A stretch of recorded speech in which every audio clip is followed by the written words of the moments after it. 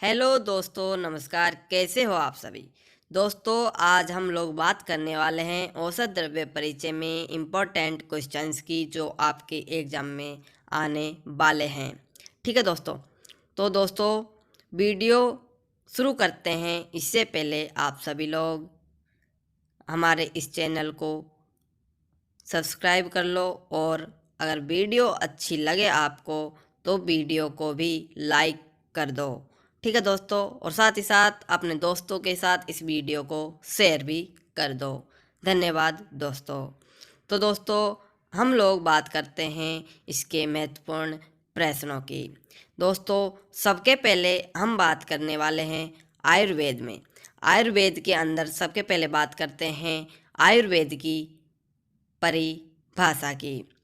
आयुर्वेद की परिभाषा की बात करते हैं दोस्तों। तो इसके अंदर आप लोगों को आयुर्वेद की परिभाषा लिखनी है। आयुर्वेद की परिभाषा लिख देने के बाद में दोस्तों हम लोग बात करेंगे आयुर्वेद के प्रयोजन की। आयुर्वेद के प्रयोजन आप लोगों को पता ही है दोस्तों। इसके बाद में आप लोगों को क्या करना है, इसके अंगों के बारे में पढ़ना है।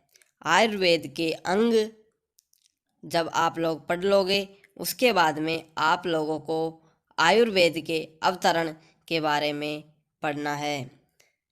ठीक है दोस्तों। दोस्तों, मैं आपको बता दूं कि यह आप लोगों के लिए बहुत ही इम्पोर्टेंट क्वेश्चन है। गत वर्षों में भी इन्हीं से क्वेश्चन पूछे गए थे। ठीक है दोस्तों, सबके पहले बात करते हैं परिभाषा की। तो दोस्तों, परिभाषा के अंदर आप लोगों को क्या लिखना है, हिता हितम सुखम दुखे मायुतस्य हिता हितम मानम च तच्च यत्रोक्त आयुर्वेद से उच्यते।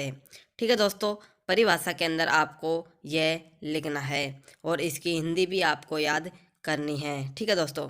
दोस्तों, ये जो मैं आपको क्वेश्चन बता रहा हूँ, यह आपकी एग्जाम की दृष्टि से बहुत ही महत्वपूर्ण क्वेश्चन है। मैंने बहुत ही छांट कर ये क्वेश्चन आपको दिए हैं। तो आप लोगों से निवेदन है कि आपकी जो तैयारी है उसको बरकरार रखें, और साथ ही साथ जो ये मैं क्वेश्चन दे रहा हूँ, आज आपको 8-7 क्वेश्चन दूंगा, तो इन पर विशेष गौर करें। ठीक है दोस्तों। तो दोस्तों, परिभाषा की बात होती है ख़त्म, प्रयोजन की बात आती है। प्रयोजन के अंदर स्वस्थस्य स्वास्थ्य रक्षणम आतुरस्य विकार प्रशमनम, ये आप लोगों को लिखना है। ठीक है दोस्तों। प्रयोजन के बाद में बात करते हैं अंग की। आयुर्वेद के 8 अंगों की इसमें बात करेंगे। काय बाल ग्रोर्ध्वांग शल्य दृष्टा जरा वृषय गत्मा अष्टगताम बुबुदय ये पितामह, यानी कि आयुर्वेद के 8 प्रमुख अंग बताए गए हैं। काय चिकित्सा, बाल रोग, भूत विद्या, शल्य, शालक्य, दृष्टा, जरा और वृषय। आप लोगों को इनको याद करने ही करने हैं। ठीक है। उसके बाद में बात करते हैं आयुर्वेद के अवतरण की। दोस्तों, आयुर्वेद का ज्ञान सबके पहले ब्रह्मा जी के पास था। ठीक है। ब्रह्मा जी ने इसको दक्ष प्रजापति को दिया। दक्ष प्रजापति ने अश्विनी कुमार को, और अश्विनी कुमार ने इंद्र जी को इस ज्ञान को दिया। इसके बाद में यह तो हुआ देवलोक में। उसके बाद में जब यह भूमि लोक में आता है तो ये 2 संप्रदायों में बढ़ जाता है। एक संप्रदाय है भरद्वाज, और एक है धन्वंतरी। ठीक है दोस्तों। तो भरद्वाज जो संप्रदाय है, इसमें आत्रेय संप्रदाय से बिलोंग करते हैं भरद्वाज जी। ठीक है। तो इनके 6 शिष्य हुए, अग्निवेश, भैलहारी, चतुकर्ण, पराशर और क्षारपाणी। इधर धन्वंतरी, जो धन्वंतरी संप्रदाय हैं उसकी बात करते हैं, तो उसमें 7 शिष्य हुए, सुश्रुत, औपधैनव, औरभ्र, वैतरण, पौष्कलावत, करवीर्य और गोपुर रक्षित। ठीक है दोस्तों। दोस्तों, आयुर्वेद के अंदर ये बहुत इंपॉर्टेंट है। यदि आयुर्वेद से कोई क्वेश्चन उठता है तो इससे बाहर आप लोगों का क्वेश्चन नहीं आएगा। इसके साथ में मैं एक और चीज़ आपको बता देता हूँ कि आयु की परिभाषा, जो आयु की परिभाषा है उस पर भी आप लोगों को गौर कर लेना है। ठीक है दोस्तों। ये ये हुआ आपका 20 नंबर का मैटर। ठीक है दोस्तों। दोस्तों ठीक है दोस्तों, इसके बाद में हम लोग आप लोगों को बताने वाले हैं कि नेक्स्ट क्वेश्चन क्या आने वाला है। बात करते हैं लघुत्रयी और बृहत्त्रयी की।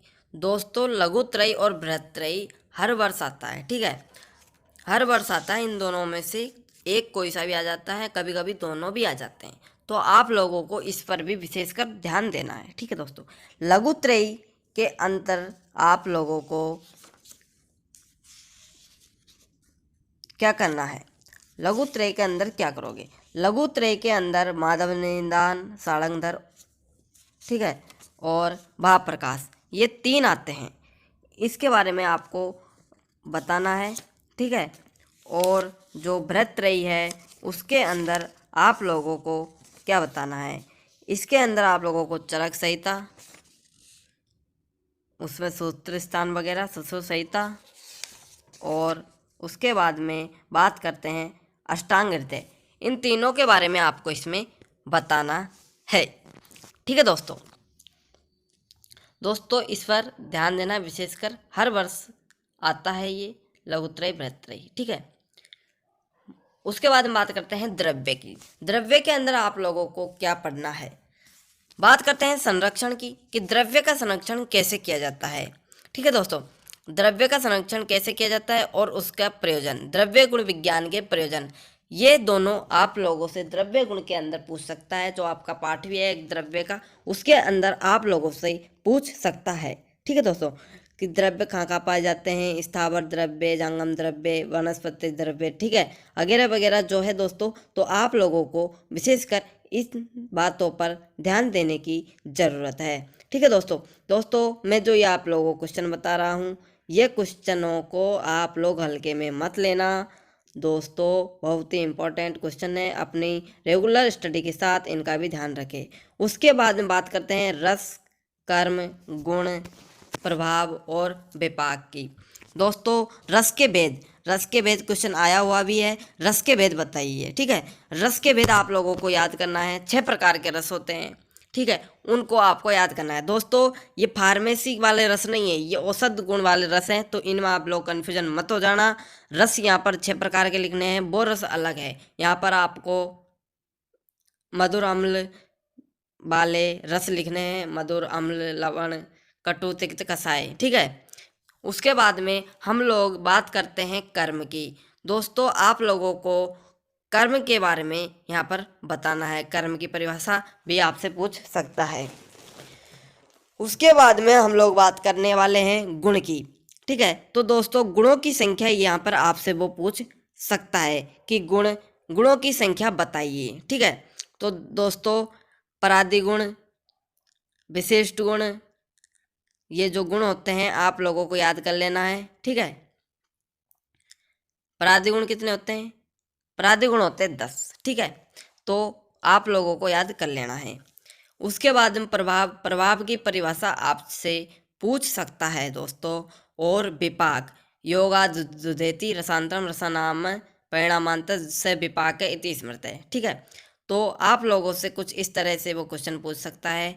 यहाँ से इम्पोर्टेंट जो टॉपिक है मैंने आपको बता दिए हैं, इनकी परिभाषा, इनके जो प्रकार है और इनके गुणकर्म हैं वो आप लोगों को याद करने हैं।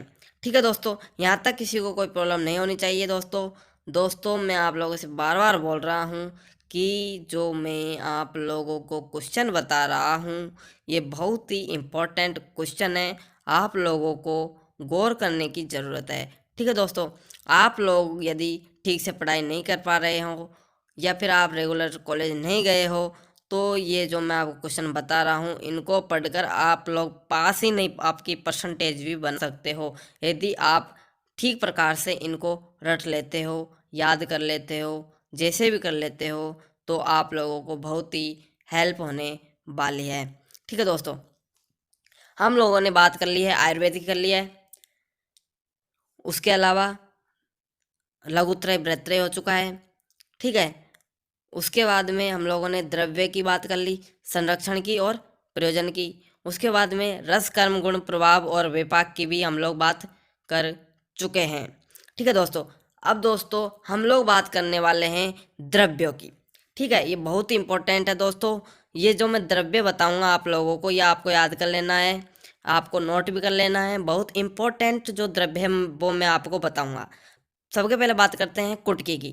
कुटकी के अंदर आपको इनके जो वैज्ञानिक नाम है, इनके रसपंचक है, ठीक है, इनके गुण हैं, विपाक है, ये आप लोगों को याद करना है। इनका सामान्य परिचय हो गया, ये आपको इनमें याद करना है। शतावरी, शतावरी के भी जो गुणकर्म है वो याद करना है। अतीश है, इनका जो परिचय है वो याद कर लेना है। कुल का नाम याद कर लेना है और रसपंचक याद कर लेना है। दोस्तों आप लोग कॉपी में नोट कर लेना, जो इम्पोर्टेंट है 10-12 वो मैं आपको बता रहा हूँ, और आप देखना, आपको एग्जाम में भी ये देखने को मिलेंगे। ठीक है, कुटकी हो गया, शतावरी हो गया, अतीश हो गया, एरंड, वत्सनाव, विवितकी, धतूरा, गोरोचन, कस्तूरी, परवाल, त्रिकटु, पंचकोल और खदीर। दोस्तों मैंने आपको 10-12 नाम बताए हैं, एक और रिपीट कर दे रहा हूँ मैं। कुटकी, शतावरी, अतीश, एरंड, वत्सनाव, विवेदकी, धतूरा, गोरोचन, कस्तूरी, परवाल, त्रिकटु, पंचकोल, खदीर। दोस्तों ये जो मैंने आपको द्रव्य बताए हैं, बहुत ही इंपॉर्टेंट द्रव्य बताए हैं। आप लोगों को ज़्यादा कुछ याद नहीं हो रहा है तो आप लोगों को ये तो आपको याद करने ही करने हैं। ठीक है दोस्तों, इसके अंदर आप लोगों को क्या करना है कि कुल के नाम याद कर लेने हैं, जिनके कुल के नाम दे रखे हैं वो याद कर लेने हैं। रसपंचक याद कर लेने हैं, ठीक है, रसपंचक याद कर लोगे, गुण कर्म वीर्य विपाक वगैरह। ठीक है, उसके बाद में आपको इनका सामान्य परिचय लिख देना है। ये आएगा दोस्तों, ठीक है, और आप लोगों को देखना, आप एग्जाम में देखोगे तो आपको पता चल जाएगा। अच्छे से आपको इनको याद कर लेना है। मैंने 10-12 नाम बताए हैं, ज़्यादा नहीं बताए हैं। ठीक है, तो ये बहुत इंपॉर्टेंट है। इसके बाद में दोस्तों मैं आप लोगों को बता दूं कि ये मैंने आपको 50 नंबर का मैटर बताया है आयुर्वेद का। वो जो औषध द्रव्य परिचय है आयुर्वेद पार्ट ए बताया है। अगली वीडियो पार्ट बी और सी दोनों की साथ में लेकर आएंगे। ठीक है दोस्तों, तो आप लोगों को ये 50 नंबर का मैटर बताया है मैंने, और आप लोगों को 80 से 90% एग्जाम में देखने को मिलेगा। ठीक है, ये कोई मजाक नहीं चल रहा है, बहुत ही इंपॉर्टेंट बात कर रहे हैं हम लोग यहाँ पर, तो मजाक में ना ले। ठीक है, तो दोस्तों पढ़ते रहिए और मज़े लेते रहिए, मज़े के साथ पढ़ाई को कंटिन्यू रखो। ठीक है, तो मिलते हैं अगले वीडियो में। धन्यवाद।